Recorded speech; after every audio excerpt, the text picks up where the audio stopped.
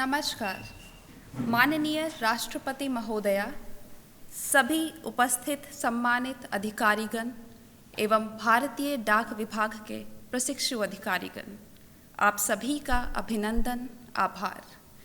निसंदेह ही हमारी प्रशिक्षण अवधि में आज का दिन ऐतिहासिक है। आज हमें भारतीय गणराज्य की माननीय राष्ट्रपति महोदया के समक्ष अपने अनुभव व्यक्त करने का सौभाग्य प्राप्त हुआ है।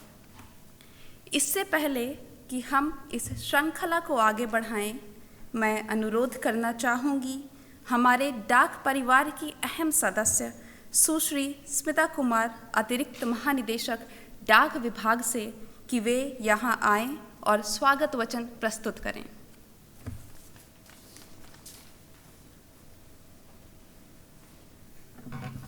माननीय राष्ट्रपति महोदया, आज भारतीय डाक सेवा के युवा अधिकारियों को आपसे परिचित कराने का मेरा बहुत बड़ा सौभाग्य है। माननीय, आपकी आज के कार्यक्रम में उपस्थिति इन प्रोबेशनर्स को, जो कि अपनी प्रतिभा एवं डाक कर्म योगी भाव से डाक विभाग को नई ऊंचाइयों तक ले जाने के लिए उत्सुक हैं, आपकी प्रेजेंस आज एक इनके लिए प्रेरणा पुंज है। विकसित भारत के संकल्प को आगे बढ़ाते हुए डाक विभाग ने पिछले कुछ वर्षों में काफ़ी प्रगति की है। विभाग द्वारा की गई प्रमुख पहलों में फाइनेंशियल इंक्लूजन, डोरस्टेप बैंकिंग और अन्य सरकारी सेवाओं का विस्तार आदि शामिल है। वर्तमान में विभिन्न डाकघर बचत योजनाओं के अंतर्गत सक्रिय खातों की करीब 50 करोड़ से ज़्यादा सक्रिय खाते हैं। 2014 के बाद से इनके अंतर्गत जो डिपॉजिट है वो करीब 6 लाख करोड़ से बढ़ के 16.34 लाख करोड़ रुपए तक हो गया है। साथ ही साथ कोर बैंकिंग समाधान के माध्यम से डाकघरों को एक बैंकिंग प्लेटफॉर्म के रूप में एकत्रित किया गया है, जिसमें देश भर के ग्राहकों को इंटरनेट बैंकिंग, मोबाइल बैंकिंग आदि आधुनिक सुविधाएं प्रदान की जा रही हैं। इसके अतिरिक्त विभाग ने इंडिया पोस्ट पेमेंट्स बैंक की 650 शाखाओं और 1.44 लाख एक्सेस पॉइंट के माध्यम से डोर स्टेप बैंकिंग की सेवाएं भी प्रदान की हैं। मुझे ये बताते हुए बहुत प्रसन्नता हो रही है कि कुल 7 करोड़ 12 लाख जो पेमेंट्स बैंक के अकाउंट हैं, उसमें से 6 करोड़ के खाते जो हैं द्वार पे खोले गए हैं और 5.5 करोड़ से अधिक खाते ग्रामीण क्षेत्रों में खोले गए हैं। लगभग 47% खाते जो हैं वो महिलाओं द्वारा खोले गए हैं। मैडम, महिला सशक्तिकरण के प्रति विभाग की प्रतिबद्धता सुनिश्चित करने के उद्देश्य से महिलाओं को डोर स्टेप बैंकिंग सेवाएं प्रदान करने में डाक विभाग हमेशा सबसे आगे रहा है। डाक घरों द्वारा अब तक 3 करोड़ सुकन्या समृद्धि खाते खोले गए हैं, जो देश में खोले गए कुल खातों का 84% है। महिला सम्मान बचत प्रमाण योजना के तहत विभाग ने 6,000 करोड़ रुपए से ज़्यादा की जमा राशि के साथ 11 लाख से अधिक खाते खोले हैं। डाक जीवन बीमा पॉलिसी ने भी पिछले 9 वर्षों में बहुत अधिक वृद्धि दर्ज की है। अब सक्रिय डाक बीमा पॉलिसियों की संख्या करीब 1 करोड़ हो गई है। ग्रामीण क्षेत्रों में भी डाक जीवन बीमा में 77% से ज़्यादा की वृद्धि दर्ज की गई है। डाकघर एक ही स्थान पर विभिन्न प्रकार की सेवाएं प्रदान करने वाले वन स्टॉप शॉप बन के उभरे हैं। 430 डाकघर पासपोर्ट सेवा केंद्रों के माध्यम से अब तक 1 करोड़ से अधिक पासपोर्ट आवेदन प्रोसेस कर चुके हैं। वहीं लगभग 7.5 करोड़ नागरिकों ने 13,500 डाक आधार केंद्रों के माध्यम से अपना आधार नामांकन, अपडेशन आदि सुविधाओं का लाभ उठाया है। साथ ही साथ 2020 में करीब 100 post office common service centre खोले गए थे, जिनकी आज की डेट में संख्या करीब 1,36,000 है। और इसके तहत सारी जो गवर्नमेंट की 70 से ज़्यादा सेवाएं हैं वो उस कॉमन सर्विस सेंटर के ज़रिए डाकखानों द्वारा आम जनता को पहुंचाई जा रही हैं। आज ही, जैसे मैंने मैडम आपको पहले बताया है, भारत के राजनयिक प्रभाव का विस्तार करने के लिए यूनिवर्सल पोस्टल यूनियन का एक क्षेत्रीय कार्यालय स्थापित किया गया है और साथ ही एशिया पैसिफिक पोस्टल यूनियन में भी पहली बार एक भारतीय को महासचिव चुना गया है। ये भारत के लिए एक बहुत महत्वपूर्ण उपलब्धि है।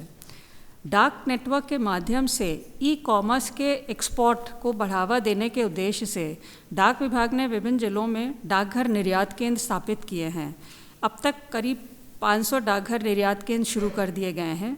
इससे छोटे निर्यातकों एवं लघु व्यवसायियों को अंतर्राष्ट्रीय ई कॉमर्स बाज़ार से जुड़ना आसान होगा। गत वर्ष की तरह इस वर्ष भी डाक विभाग हर घर तिरंगा कार्यक्रम के अंतर्गत राष्ट्रीय ध्वज डाकघरों के माध्यम से नागरिकों तक पहुंचाने का कार्य कर रहा है। डाक विभाग द्वारा दर्ज की गई ये व्यापक वृद्धि विभाग के अधिकारियों एवं कर्मचारियों के अथक प्रयासों का परिणाम है। राष्ट्रीय डाक अकादमी भारतीय डाक सेवा के प्रोबेशनर्स को समुचित मार्गदर्शन देते हुए उन्हें सक्षम और कुशल प्रोफेशनल्स के रूप में तैयार करने में एक महत्वपूर्ण भूमिका निभाती है। इसी क्रम में मानव संसाधन विकास हेतु e learning platform I got Karmayogi portal पे करीब 24 कोर्सों में 3.5 लाख प्रशिक्षण दिए गए हैं। साथ ही साथ डाक कर्मयोगी पोर्टल पर उपलब्ध 39 कोर्सों में लगभग 8.5 लोगों को 8.5 प्रशिक्षण प्रदान किए गए हैं। अंत में मैं भारत की माननीय राष्ट्रपति के प्रति हार्दिक आभार व्यक्त करती हूँ और उपस्थित प्रोबेशनर्स को भारतीय डाक सेवा के अधिकारी के रूप में अपनी यात्रा शुरू करने पर शुभकामनाएं देती हूँ। माननीय महोदया जी, मुझे विश्वास है कि हम आपके मार्गदर्शन और कुशल नेतृत्व में पूरी प्रतिबद्धता, समर्पण और नवाचार के भाव के साथ देश के प्रत्येक नागरिक को जोड़ते हुए देश सेवा में जुटे रहेंगे। धन्यवाद। जय हिंद। मैम। महोदया, बहुत धन्यवाद। माननीय राष्ट्रपति महोदया, ये हमारे लिए गर्व का विषय है कि आज आपके समक्ष हमें अपने प्रशिक्षण के अनुभवों को साझा करने का अवसर प्राप्त हुआ है। इस विशिष्ट अवसर पर हमें जिस उत्साह, प्रसन्नता और गौरव की अनुभूति हो रही है, उसे शब्दों में व्यक्त करना कठिन है, परंतु हमारे कुछ साथियों ने अपने मनोभावों एवं अनुभवों को शब्दों में पिरोने की कोशिश की है। मैं अब आमंत्रित करना चाहूँगी हमारी सह अधिकारी सुश्री मीनाक्षी दास, जो 2021 बैच की प्रशिक्षु अधिकारी हैं। कृपया आप हमारे समक्ष आइए और अपने अनुभवों को साझा कीजिए। Honorable Madam President, distinguished guests, senior officers of the department, and my dear colleagues, a very good morning to all.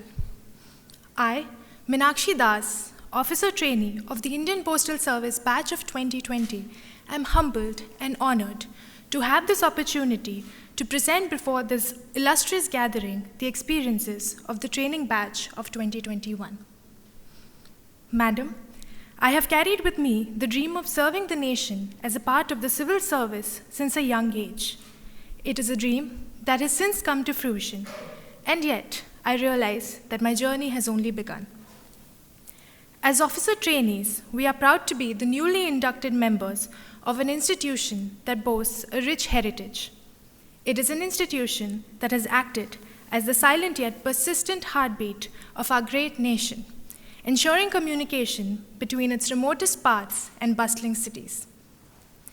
Since the day of joining the service, we have become acquainted with the multitudinous ways in which the Department of Post touches the lives of millions. With a vast network spread across 1.5 lakh post offices and a varied basket of services, this mammoth organization is tasked with providing last-mile delivery to the common man. Madam, our professional training takes place in the lush green campus of the Rafi Ahmad Kidwai National Postal Academy, nestled in a quiet corner of Ghaziabad. Spanning across 89 weeks, our training comprises the academic modules and the field modules. The academic module has broadened our understanding of the administrative regulations, financial management, human resource management, and technical aspects of postal operations. The field module has allowed us to gain an insight into the day-to-day operations and challenges that the postal administration in India faces. We have had the opportunity to interact with the citizenry, which has grounded us to the realities of service delivery in India. Madam, we have been privileged to have conversations with dignitaries who generously shared their experiences, kindling our minds and inspiring us to think holistically. We also had the chance to broaden our horizons through various visits to other institutions such as the CDTI, the BPRD, NIDEM, NICF, NDRF, and the CBI Academy. These visits and interactions have been indispensable in molding us into the Karma Yogis of tomorrow. Our attachment to the Army Postal Service gave us a glimpse into the lives of the armed forces and sensitized us to the supreme sacrifice they make while defending our nation. The Bharat Darshan, which gave us the unique opportunity of traversing the length and breadth of the country, has been an unparalleled experience. During the travels, I could not help but marvel at the beauty of India and felt great pride at being part of an organization that serves its people. Madam, I speak on behalf of my dear colleagues when I say that our training at the National Postal Academy has not only enriched us with the deep knowledge of the workings of the department, but also equipped us with the values and skills that go into the making of a dedicated civil servant. As we step into the Amrit Kal, it has become evident that the role we play as newly inducted civil servants will be more significant than ever. We are the custodians of a legacy, the guardians of a vital public institution. Madam, soon we will take on our assigned roles, and as we do so, we will not forget what we have inherited. Our journey thus far has been an education in humility, resilience, and dedication. We are prepared to serve the citizens of our country, uphold the sanctity of the Constitution, and contribute to the future of our great nation. Thank you. Jai Hind. अब मैं अपने सहकर्मी गौरव वर्मा को आमंत्रित करती हूँ कि वे आए और अपना अनुभव साझा करें।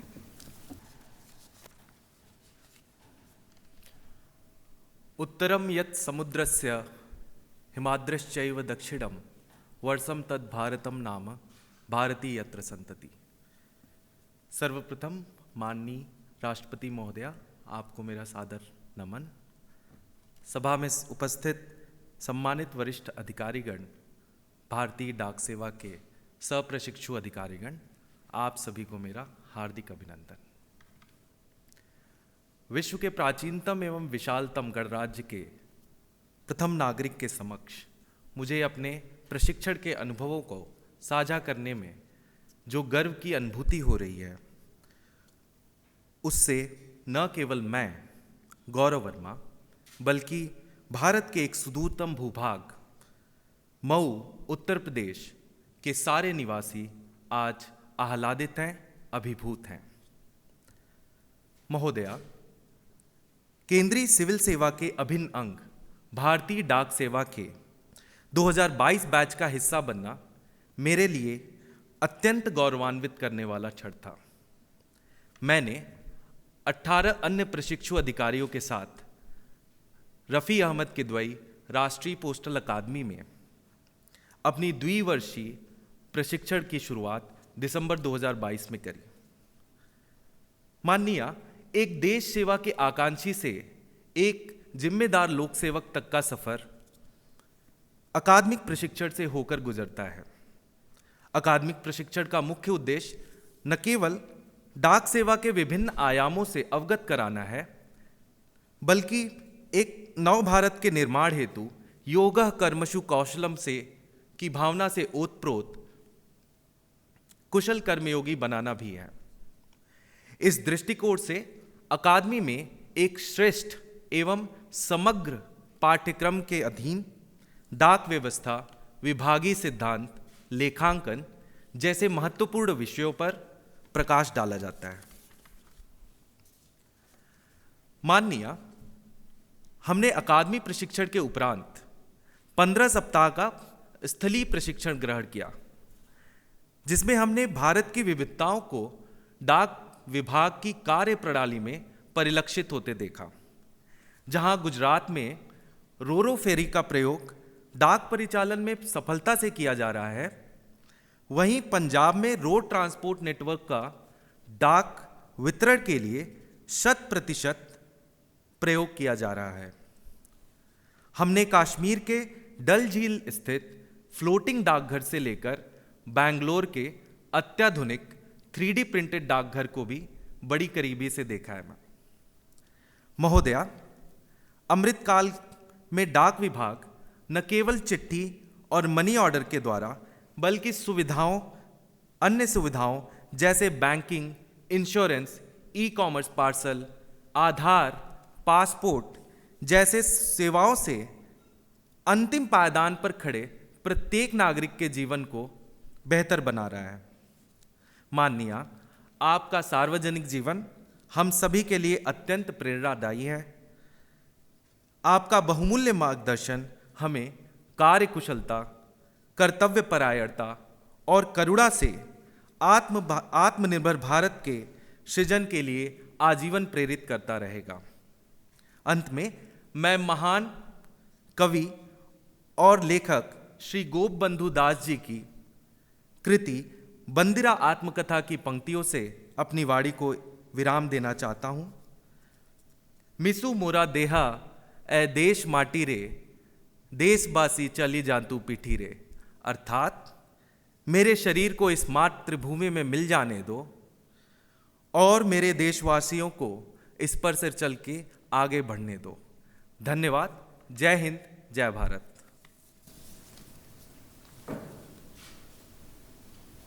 धन्यवाद गौरव। अब मैं बुलाना चाहूँगी उन व्यक्तित्व को जो हम सभी के लिए प्रेरणा का स्रोत हैं, एक मिसाल हैं, जिन्होंने हमें सिखलाया है कि जीवन में कितनी भी विषम परिस्थितियाँ क्यों ना हो, हमें हिम्मत और हौसला नहीं हारना चाहिए। इसी संदर्भ में भगवत गीता में कहा है, यद्यता चरति श्रेष्ठ सत्य देवतेरो जनः सायथ प्रणानम कुरुते लोकस्थ धनुवर्तते। अर्थात जो कुछ महान व्यक्ति करता है सब मनुष्य उसका अनुसरण करते हैं, और वो जो उत्कृष्ट कार्यों द्वारा मानक स्थापित करता है संपूर्ण विश्व उससे सीख लेता है। माननीय राष्ट्रपति महोदया, मैं अब आपसे विनम्र अनुरोध करती हूँ कि आप हमारा मार्गदर्शन करें।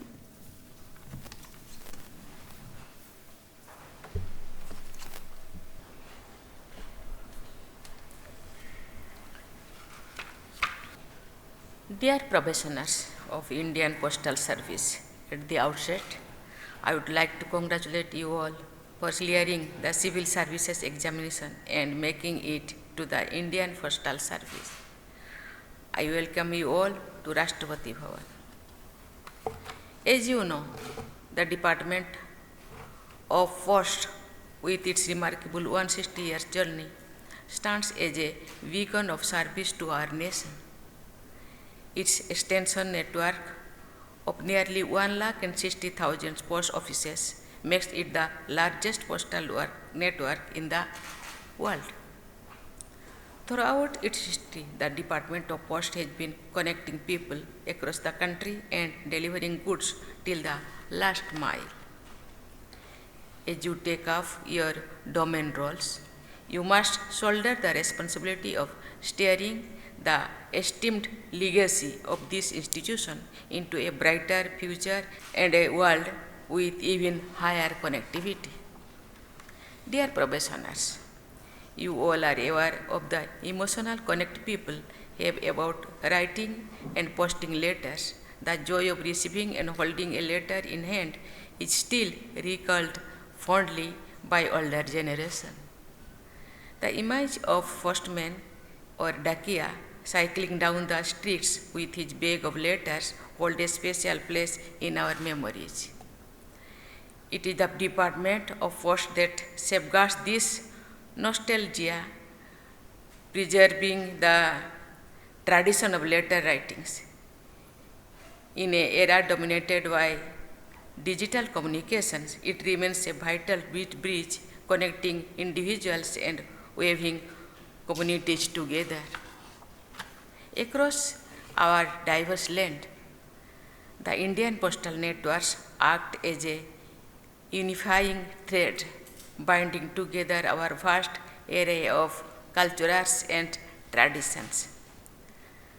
From the Himalayas peaks to the southern shores, Indian Post extends its services to doorsteps carrying not just parcels but also the dreams and aspirations of millions. Your role as officers of Indian Postal Service revolves around serving the people of this nation, and therefore a customer-centric approach is required. My dear young officers, technology has revolutionized the way we communicate. In an age marked by instant messaging and social media, the Department of Post must evolve to stay relevant. Your credibility and trust among millions of citizens are your strength.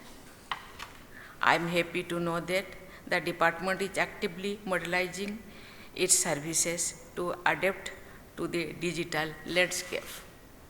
An extensive IT induction and modernization project focusing on business process re-engineering is underway. As young professionals, your innovative ideas will be invaluable in this transformative journey. The commendable role of your department in financial inclusion deserves a special appreciation. The department has undertaken strategic initiatives to bridge the financial gap and empower marginalized communities. Through its innovative approach, the Department of Post has become a channel for economic empowerment, ensuring that even the remotest regions has access to basic financial services. Departments of Post has played a pivotal role in disbursing government subsidies, welfare payments, and pensions. This seamless distribution of funds through post office has reduced the dependency on intermediaries and minimized linkages. The officers of Indian Postal Services, through their untiring efforts, have ensured that the intended beneficiaries receive their entitlement directly and promptly. The future of postal services in India is promising as our nation strides towards becoming the world's third largest economy. Automation and digital advancement will enhance efficiency, while last mile connectivity will remain a priority, especially in remote regions. Your commitment to financial inclusion will continue to empower the underserved, contributing to our country's economic growth. The expectations from Indian Postal Service officers are high, and I am confident that you will live up to the expectations of our nation. In the end, I wish you all a successful and fruitful career and bright future in service of the nation. Thank you. Jai Hind, Jai Bharat.